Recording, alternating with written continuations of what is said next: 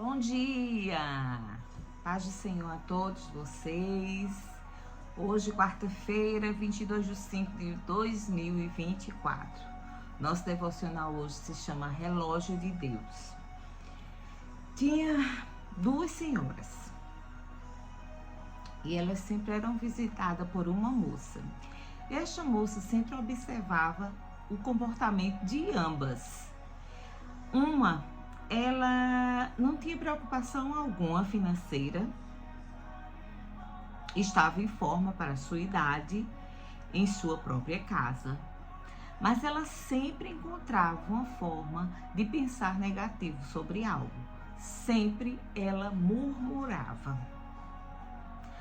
A outra sofria de artrite e esquecia muita coisa.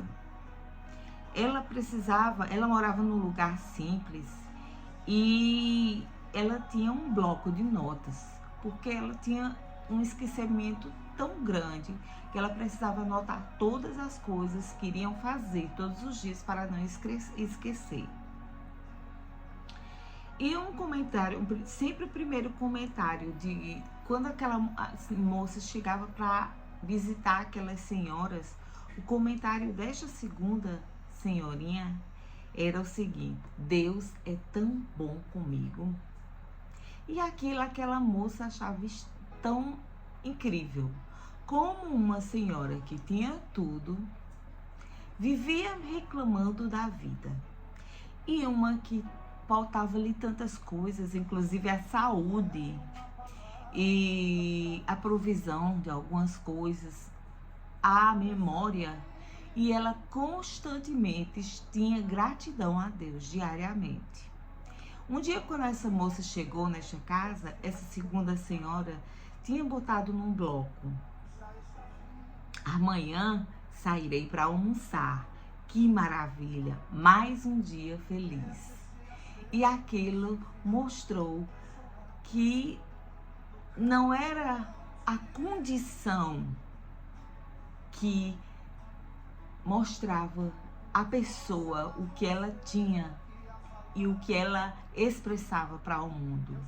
Era a maneira como ela via o mundo e a gratidão que ela tinha para com Deus, mesmo diante de todas as circunstâncias. Era a gratidão. Uma murmurava tendo tudo, onde ela deveria agradecer. Outra não tinha saúde, morava num lugar simples, esquecia as coisas, mas constantemente era grata a Deus. Inclusive, nos seus blocos, para lembrar das coisas, ela também agradecia a Deus por tudo. Em Lucas 2, 36 e 37, há uma passagem que fala de Ana. Ana era uma profetisa que viveu na época do nascimento de Jesus. E assim como Simeão, que era um sacerdote, né, era do palácio de Israel, Deus tinha prometido que eles não morreriam sem ver o Messias. E no versículo 36, 37 e 38 vai dizer: estava ali a profetisa Ana, filha de Fanuel, da tribo de Aser. Era muito idosa, tinha vivido com seu marido 7 anos depois de se casar. E então permanecera viúva até a idade de 84 anos. Nunca deixava o templo, adorava a Deus, jejuando e orando dia e noite. Tendo chegado ali, naquele exato momento, deu graças a Deus e falava a respeito do menino a todos que esperavam a redenção de Jerusalém.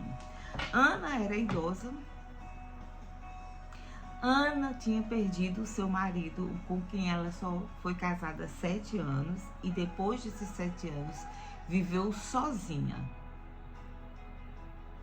Ana, em vez de murmurar pela situação, por estar só, condição de viúva naquela época, era uma coisa muito triste. porque era como fosse imagem da sociedade. Era uma mulher que era desprovida de alguém que pudesse prover as coisas, o cabeça da casa. Mas Ana, em vez de murmurar a Deus, ela orava, jejuava, via continuamente no templo, adorando a Deus e esperando conhecer o Messias para que deixasse que Deus depois a levasse. E assim chegou o dia em que os pais de Jesus, Maria e José, levaram a criança até o templo para ser apresentada.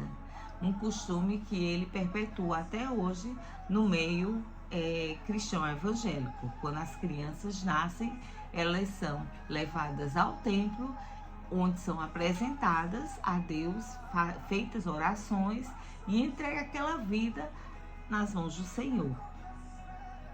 A Igreja Católica tem o costume de batizar as crianças quando nascem.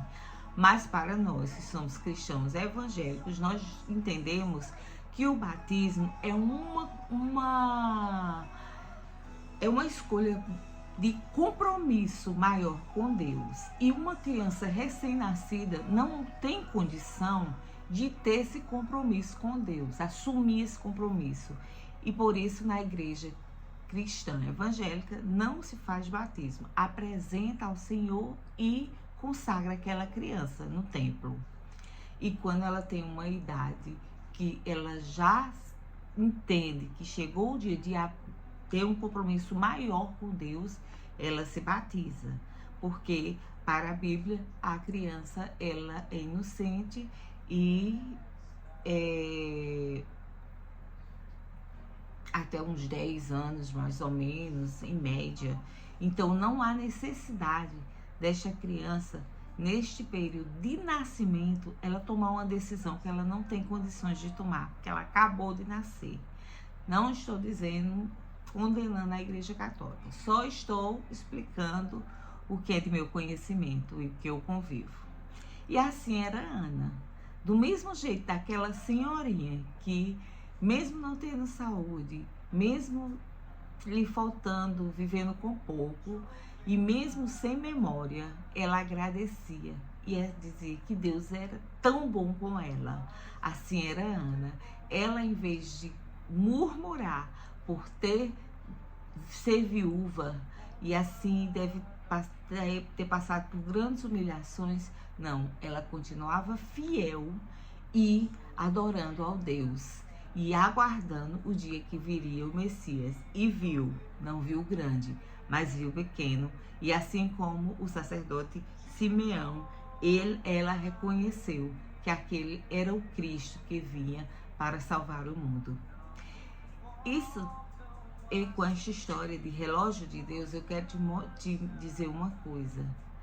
Por mais que sejam as tempestades na tua vida e na vida da tua família, confia no relógio de Deus e agradece todos os dias pela provisão e por tudo, pelo dom da vida, pela família que tu tens, independente de como ela esteja, porque nós não vivemos por vista, nós vivemos por fé.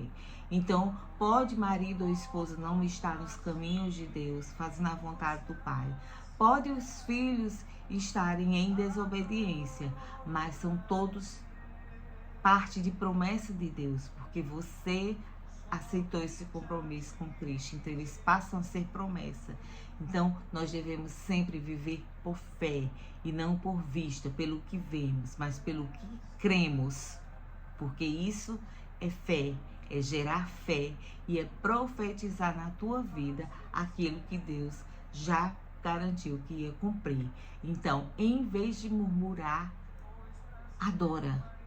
Tem uns salmos que diz que em vez de murmurares, canta um hino de louvor a Deus. Então, canta, louva, ora, faz segundo a vontade do Senhor, porque é melhor agradecer do que ser uma mulher rixosa, um homem rixoso, que tudo reclama, tudo ele consegue dentro de uma situação positiva achar algo negativo e aquilo liga a ele e ele não vê o resto que está ao seu redor, como aquela senhora que tinha tudo, uma condição financeira boa, estava bem para a sua idade, mas em vez de ver aquela circunstância, ela sempre enxergava o negativo dentro daquela situação. Não, Deus não quer murmuradores, Deus quer adoradores. Às vezes é difícil enxergar o plano de Deus e o nosso, mas o ideal é estarmos no ponto em que ambos convergem. Adoração, agradecimento, gratidão. Assim tu agradarás a Deus, assim tu alcançarás e avançarás para que Deus cumpra mais rápido tuas promessas, porque Ele tem visto que tu confias, tu vê a fidelidade dEle e não as tempestades do dia a dia. Que Deus abençoe vocês neste dia.